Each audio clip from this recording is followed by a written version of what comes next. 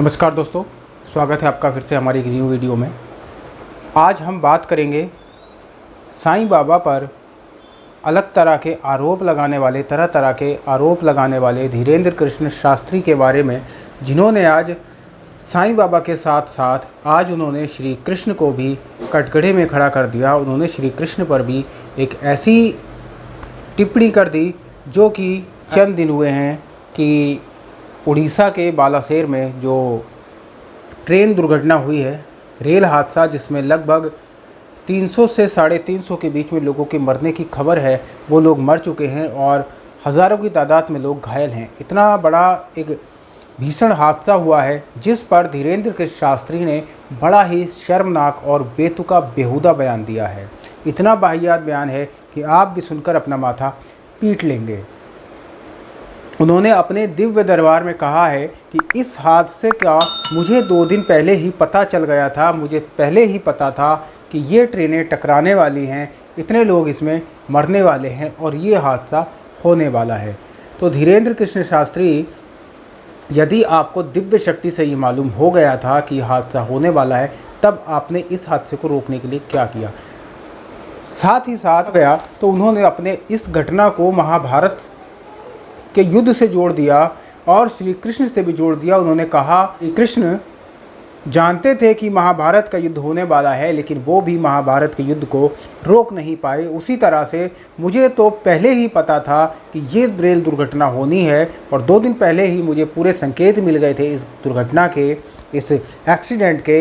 इसी तरह से जिस तरह से कृष्ण नहीं रोक पाए थे, मैं भी नहीं रोक पाया। यानी कहीं ना कहीं उन्होंने अपने आप को श्री कृष्ण से जोड़ दिया और इस दुर्घटना को महाभारत युद्ध से जोड़ दिया। जबकि आपको ये जानकारी होनी चाहिए दोस्तों कि महाभारत का युद्ध कोई अचानक होने वाला युद्ध नहीं था, जबकि उस युद्ध की नींव तो उसी दिन पड़ चुकी थी जब भरत ने अपने एक प्रजापालक को हस्तिनापुर का राजा घोषित किया था, अपने पुत्रों को ना कर।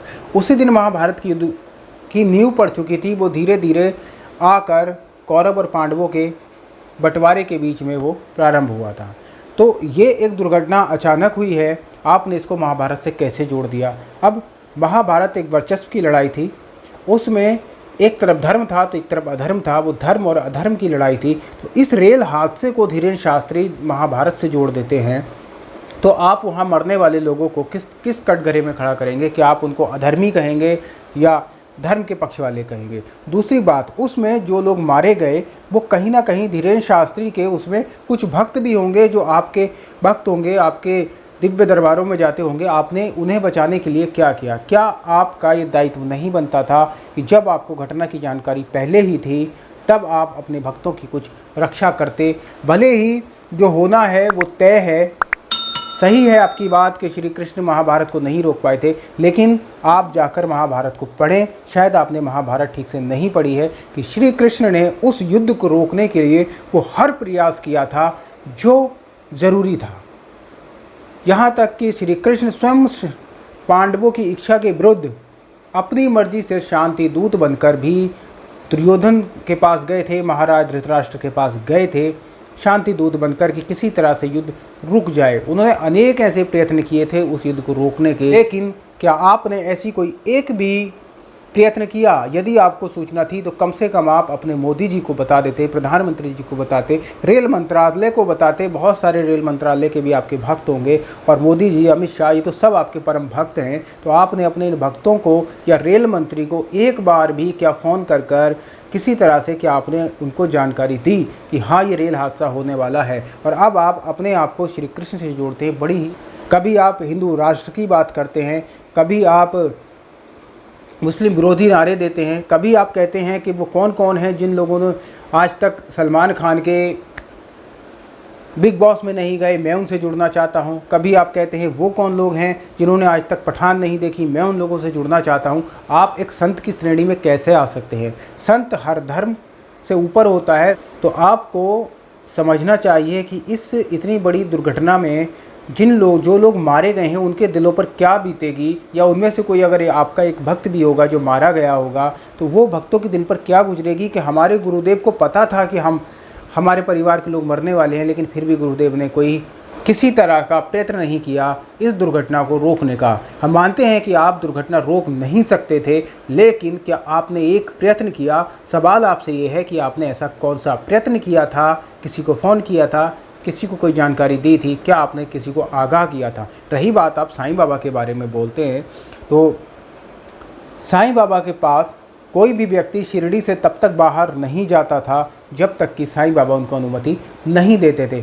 जब भी कोई घटना होना होती थी या किसी के साथ कोई दुर्घटना होती थी तो बाबा उस व्यक्ति को शिरडी में बता देते थे कि तुम्हारा साथ कोई दुर्घटना होने वाली है, इसलिए इतने समय तक तुम शिरडी छोड़कर नहीं जाओगे। और आप साईं सच्चरित्र को पढ़िए और कई ग्रंथों में ये इस बात का जिक्र है कि जिन लोगों ने बाबा की इस सलाह का अवज्ञा की, उनके आदेश को नहीं माना और शिरडी छोड़कर चला गया, उसके साथ कहीं ना कहीं कोई दुर्घटना हुई, लेकिन फिर भी बाबा ने उस दुर्घटना को काफ़ी हद तक रोक लिया था। इसी तरह से एक उदाहरण मैं आपको देता हूँ कि एक बार श्यामा धूप गांव की बाज़ार जा रहे थे। बाबा ने उनको कहा कि श्यामा तुम आज दोपहर के बाद ही बाज़ार जाना, इससे पहले बाज़ार मत जाना, क्योंकि तुम्हारा इक्का के साथ कोई दुर्घटना होने की संभावना है। लेकिन श्यामा बहुत उत्तेजित थे और वो नहीं माने और चले गए। रास्ते में उनका जो इक्का था उस तांगे का पहिया निकल गया और उसमें वो चोटिल हो गए थे। हालांकि बहुत बड़ी कोई दुर्घटना नहीं हुई थी, लेकिन उन्हें फिर अपने साईं बाबा की याद आई कि हाँ, इस दुर्घटना के लिए बाबा ने मुझे आगाह किया था। तो कम से कम आप अपने भक्तों को आगाह तो कर सकते थे। अपने परम भक्त अमित शाह, मोदी जी, इन सब लोगों को आप एक बार तो, या रेल मंत्रालय को, रेल मंत्री को एक बार तो आप ये संकेत दे सकते थे कि हाँ, मुझे ऐसा संकेत प्राप्त हो रहा है, क्या आप ट्रेनों या उनके संचालन पर कुछ विशेष ध्यान दें। तो बड़े शर्म की बात है, आपने इस पर कोई ध्यान नहीं दिया और लोग आपको वाहवाही करते हैं। और देश ने, जिस केंद्र सरकार ने आपको 22 श्रेणी की सुरक्षा दी है, आपने उसी सरकार के साथ गद्दारी की है। तो इस वीडियो में इतना ही, मिलते हैं फिर किसी अगली वीडियो में। नमस्कार।